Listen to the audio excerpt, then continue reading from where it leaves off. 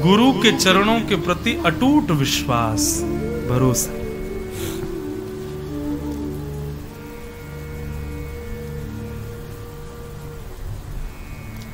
गुरु अपने गुरुत्व से गिर सकता है, लेकिन शिष्य का शिष्यत्व यदि बलवान है तो शिष्य का शिष्यत्व गुरु की रक्षा कर देगा। यह बात बिल्कुल मान लीजिए आप। एक बार एक बहुत बड़ा व्यापारी अपने बेटे को किसी बात से डांट रहा था और डांटते हुए बोल रहा था, तेरी जगह यदि कोई और होता ना तो मरे हुए चूहे से भी पैसा कमा लेता, और तू इतना बड़े व्यापार को भी ठप करने में लगा है। एक छोटा सा बालक वहां से जा रहा था, उसने जैसे सुना हमारे नगर का इतना बड़ा व्यापारी अपने बेटे से कह रहा है कि भाई मरे हुए चूहे से भी धन कमा लेता, अगर कोई और होता तो इसका मतलब इसकी बात में सत्यता तो होगी। और उस बालक ने क्या किया पता है? वहीं मरा हुआ चूहा पड़ा था, उसको पूंछ से उठा लिया और चल दिया। ये भी नहीं पूछा कि कैसे कमाना है, कहां जाना है, क्या करना। बोले नहीं नहीं, ये गुरुजी हैं, बहुत बड़े व्यापारी हैं, ये यदि कह रहे हैं कि मरे हुए चूहे से धन मिलेगा तो मिल ही जाएगा। कैसे मिलेगा, कहां मिलेगा, कब मिलेगा, ये पूछना ही नहीं है, चल दो। इतना विश्वास गुरु के प्रति। बालक चूहा लेकर के जाने लगा, बस उसको भरोसा था कि इससे धन मिल ही जाएगा, कहां कैसे कब मिलेगा, ये इसमें ज्यादा दिमाग लगाना नहीं है। इतने में ही सामने से एक दूसरे सेठ जी आ रहे थे, उनकी बेटी संग चल रही थी। बेटी के हाथ में एक बिल्ली थी, बिल्ली बार बार खोंचा मार रही थी, उसको भूख लग रही थी। तो वो अपने पिता से बोली, मेरी बिल्ली बहुत भूखी है। इतने में सामने से एक चूहा पकड़ के ला रहा मरा हुआ। तो सेठ जी ने उसको रोका, ये भैया ये मरा हुआ चूहा है। बोले हाँ। बोले लो 10 रुपया रखो, ये हमको दे दो, इसका क्या करोगे तुम? और बिल्ली ने उसका भोजन कर लिया। सेठ जी वहां से चले गए और बालक नाचने लगा, देखो गुरु वो कह रहे थे मरे हुए चूहे से भी धन मिल गया मुझे धन। और फिर आगे कथा तो बहुत बड़ी है कि फिर वो उसने 10 रुपए के कुछ लकड़ी खरीदी, उनको बेच करके और लकड़ी खरीदी। एक लकड़ी का बहुत बड़ा व्यापारी बन गया, शमशान में लकड़ियां देने लगा। एक बार एक नगर के बहुत बड़े व्यापारी की माताजी का देहांत रात्रि में हो गया। बहुत वर्षा हो रही थी, सब लकड़ियां गीली पड़ी थी, चिता में अग्नि लगाने के लिए, चिता बनाने के लिए लकड़ी नहीं थी। सब जगह ढूंढते ढूंढते लोग उसके पास, व्यापारी उसके पास पहुंचा और कहा, मैं तुमको मुंह मांगे पैसे दूंगा, लेकिन ये लकड़ी हमको दो, हमको अपनी मां का संस्कार करना है। सूखी लकड़ी उसके यहां से मिली, खूब सारा धन उस व्यापारी ने दिया और उस व्यापारी के धन से उसने और बड़ा व्यापार बना लिया। और एक समय आया कि वह बालक एक उस नगर का बहुत बड़ा व्यापारी बन गया। और जब वो बहुत बड़ा व्यापारी बना तो उसने सोचा अपने गुरुजी को गुरु दक्षिणा तो दे आए हम। तब उसने सोने का चूहा बनाया और उन व्यापारी के पास गया। वयोवृद्ध हो गए थे बेचारे, और चरणों में रख करके बोला, गुरुदेव ये आपकी गुरु दक्षिणा।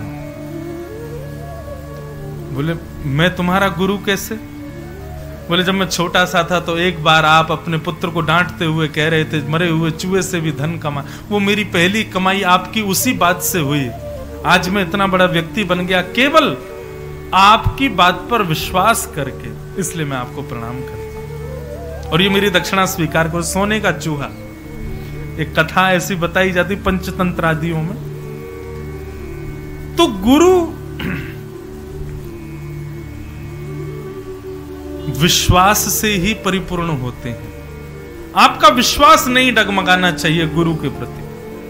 हम सत्य कह रहे हैं, यहां से नीचे हमारी बिल्कुल मत सुनना, हम कुछ भी कह दें मानना ही नहीं। पर यहां 3 घंटा 4 घंटे बैठ के हम जो कह दें ना, हम अपने लिए भी ये बात लागू करते हैं। हम जो कहते हैं हम अपने लिए भी करें। यहां कही गई बात को आप बस उस पर आंख बंद करके विश्वास करके उस पर चलने लग जाना, आप कभी गिरोगे नहीं। और कभी गिर भी गए ना तो उठाने के लिए बिहारी जी चले आएंगे। तो गिर भी जाओगे तो भी चिंता नहीं, उठाएंगे तो बिहारी जी। आपका एक स्वभाव बता देता है कि आप कथा पीते नहीं हो, सुनते हो। इसलिए भैया अभी तो शुरुआत है, कल भले ही सुनी हो लेकिन अब पीना, अब सुनना नहीं।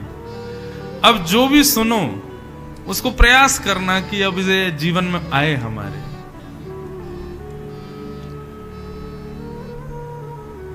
अंगुलीमाल एक राक्षस प्रवृत्ति का व्यक्ति था, उसका नाम था अंगुलीमाल। उसका नाम अंगुलीमाल इसलिए था, एक पर्वत पर रहता था और आने जाने वाले किसी भी व्यक्ति को पकड़ के उसको मार के उसकी उंगली काट के अपनी माला में रखता था और उंगलियों की माला पहन के घूमता था। माने पूरे विश्व को दिखाता, देखो मैंने इतने लोगों को मार रखा है, भय बनाने के लिए। बुद्ध एक बार जा रहे थे, मार्ग में एक गांव से निकल रहे थे, तो सीधे जा रहे थे, तो लोगों ने उनको रोका, बोले महाराज जी सामने पर्वत पर मत जाइएगा, आप नीचे से घूम के जाना। बुद्ध भगवान बोले क्यों? बोले इस पर अंगुलीमाल रहता है और वो अंगुलीमाल जो है लोगों को मार देता है, उनकी उंगली काट के अपनी माला में पिरो लेता है। आप संत हैं, वैष्णव हैं, आप वहां मत जाइए, आप नीचे से घूम के चले जाना, पर्वत पर मत जाना। बुद्ध भगवान बोले हम क्यों बुद्ध बने, हम संत क्यों बने? हमने अपने जीवन में सब सकारात्मक स्थिति क्यों बनाई? ताकि केवल हमारा कल्याण हो, तो हमसे बड़ा स्वार्थी कौन? हम बुद्ध इसलिए बने ताकि कोई बिगड़ा हुआ दिखे तो हम उसको भी बुद्ध बनाएं। यदि यहां आकर के भी अंगुलीमाल की ये बातें सुन के मैं भयभीत होकर चला गया तो मुझे अपना चोला छोड़ देना चाहिए। यदि मुझ में सामर्थ्य है तो अपनी बुद्धि से, अपने प्रभाव से मैं अंगुलीमाल को भी बुद्ध बनाऊंगा। और अंगुलीमाल की भय में ज्यादा ताकत होगी तो मार देगा, और मेरे नियम में ज्यादा ताकत होगी तो मैं उसको बुद्ध बनाऊंगा। आज परीक्षा का दिन है मेरा, अंगुलीमाल से तो मैं मिलूंगा। लोग पैरों में गिर गए, बोले महाराज हट मत करो। बोले हट नहीं है ये आज मेरी परीक्षा है, मैं देखूं तो सही मेरी साधना कितनी लग रही है मेरे शरीर को। और बुद्ध चढ़ गए उस पर्वत पर। अंगुलीमाल ने दूर से ही भगवान बुद्ध को आते हुए देखा, चिल्लाने लगा, बोले लौट जाओ वापस, तुम जानते नहीं हो मेरा नाम अंगुलीमाल है, मैंने देखो कितनी सारे लोगों को मार रखा है, उंगलियों की माला पहनी है, तुम्हारे भेष का सम्मान कर रहा हूं, तुम देखने में कोई वैष्णव संत लग रहे हो इसलिए मैं तुमको चेतावनी दे रहा हूं, नहीं तो मैं चेतावनी नहीं देता, सीधा मार देता हूं, लौट जाओ यहां से वापस। लेकिन बुद्ध रुके नहीं, सीधे मुस्कुराते हुए चलते रहे अंगुलीमाल की ओर। अंगुलीमाल ने अपना उठाया फरसा जिससे भी वो मारता था और लेकर के उसको पहनाने लगा। बोले आओ, तुम मृत्यु के पास खुद ही आना चाहते हो, आओ चलो आओ, तुम्हें दिखाता हूं मैं कौन हूं। बुद्ध सामने आकर के खड़े हो गए। बोले सुनते नहीं हो, समझते नहीं हो, मैं रोक रहा हूं तुमको, चेतावनी दे रहा हूं, फिर भी नहीं मान रहे हो। जानते नहीं हो अंगुलीमाल, मैंने कितनी उंगलियां काट दी, देखो कितने लोगों को मार दिया। बुद्ध भगवान बोले मैं चला जाऊंगा, मैं एक प्रश्न का उत्तर लेने आया हूं। बोले क्या? एक वृक्ष था, उसकी डाल थोड़ी सी गिरी हुई थी। बुद्ध भगवान बोले इसको तोड़ सकते हो? अंगुलीमाल ने पकड़ करके नीचे खींचा, टूट के हाथ में आ गई। बोले तोड़ दिया, लो। बोले अब इसको जोड़ के दिखाओ। बोले जोड़ नहीं सकता। बोले क्यों? तुम अंगुलीमाल हो, तुम्हारा बड़ा प्रभाव है, तुम बड़े श्रेष्ठ हो, तोड़ दिया है तो जोड़ना भी आता होगा, जोड़ दो। अंगुलीमाल बोला ये तो बिल्कुल हो ही नहीं सकता, मैं इसको जोड़ ही नहीं सकता। बोले जिस चीज को जोड़ने का तुम्हारे पास में अधिकार नहीं, उसको तोड़ते क्यों? इतनी उंगलियां तुमने गले में पहन रखी हैं, इतने लोग यदि तुम्हारे साथ खड़े होते, तुम्हारे पीछे खड़े होते, तुम्हारे सपोर्ट बनकर के, तुम्हारे प्रशंसक बनकर के खड़े होते, तो ज्यादा श्रेष्ठ होता कि इतने लोगों को मार करके तुमने उनकी उंगली गले में पहन ली, ये ज्यादा श्रेष्ठ है। अरे उंगलियों को गिनो और गिन करके सोचो, इतने लोग यदि इस पर्वत पर चारों तरफ रहते और सब तुमको तुम्हारी जय जयकार करते तो तुम्हारा जीवन कैसा होता। इतना कहा ही था कि अंगुलीमाल के नेत्र बंद हो गए, उंगलियों को देखने लगा। आज पहली बार नेत्रों से आंसू निकले। उठा करके नेत्र देखा तो भगवान बुद्ध वहां से जा चुके थे। अपनी कुटिया पर जाकर के बुद्ध रुके।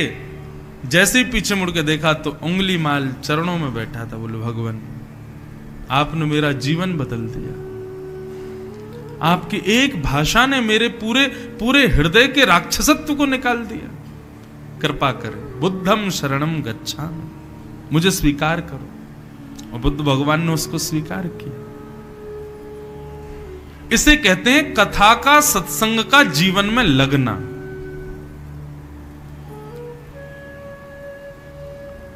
और ये लगता कब है? जब सुना नहीं जाता, पिया जाता है। विश्वास मानिए, आपका आचार विचार, चाल चलन, आपका रूप, आपके वस्त्र, इनसे ही माहौल बदल जाता है। लोग उल्टे सीधे काम कर रहे हो, हमने अनुभव किया। कई बार शादियों में किसी के में जाते हैं, वहां सब उल्टा सीधा चल रहा है। हमारी धोती, बगलबंदी, तिलक, इनके साथ वहां पहुंचने मात्र से वो लोग शांत हो जाते हैं। बोले, अभी कुछ मत करो, जब तक महाराज जी तब तक तो कुछ मत करो। कम से कम 2 घंटे के लिए ही सही, उन्होंने दूषित काम तो छोड़ा। आपका रूप, आपकी वाणी, आपके नेत्र, आपके विचार वही दिखा देते हैं कि आप कथा सुनते हो कि पीते हो।